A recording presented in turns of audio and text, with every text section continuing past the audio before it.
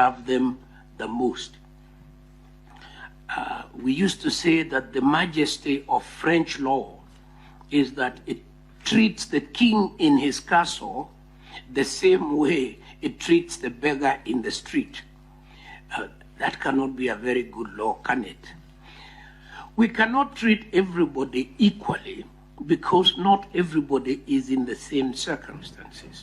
When we enforce socioeconomic laws, we must start with the most vulnerable, so that the most vulnerable are attended to first, with the most basic needs, so that they can live a minimum dignity that is accorded to them. Now, let me say something about, I've talked about the two-thirds. This issue of defecting from political parties, this also is as old as our history, honorable members. In fact, the first thing that happened after independence, on the anniversary of independence and on the birth of the Republic, is that people crossed floors.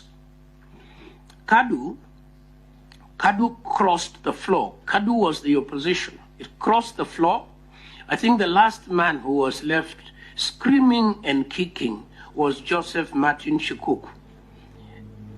And I remember at that time, from the reading I have done, there wasn't a lot of noise about the democratic character of crossing the floor.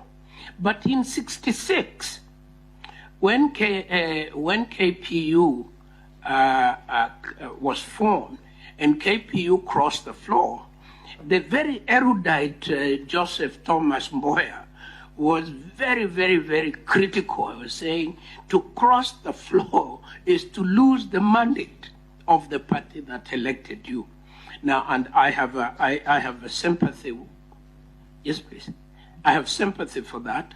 I think that we should have in law mechanisms of containing persons to the parties to the parties on whose platform they were elected. So that's my opinion on that. Now, what is the last issue? It's not clear, sorry. Yeah. Just make it clear. What is your position on that? My position is that if I presented myself to the people of Kamukunji as a member of the Kenya African National Union, and I was elected as such, I should be obligated, if I am to continue for the 5 years, to retain fidelity to that party, the party on whose platform I was elected. If I crossed the floor and became, in fact, and voted with and became associated with the Kenya African Democratic Union, then I should vacate my seat and a by-election should be held. That's my opinion. It is not a popular opinion, I know, among politicians. However, you told me to come and talk about my opinion. Let me now tell you an even more unpopular, let me give you a more unpopular view, and it is my last one. I do not believe,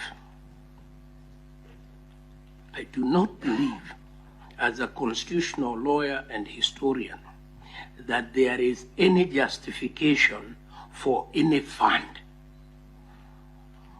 There is no justification for the Constituency Development Fund. There is no justification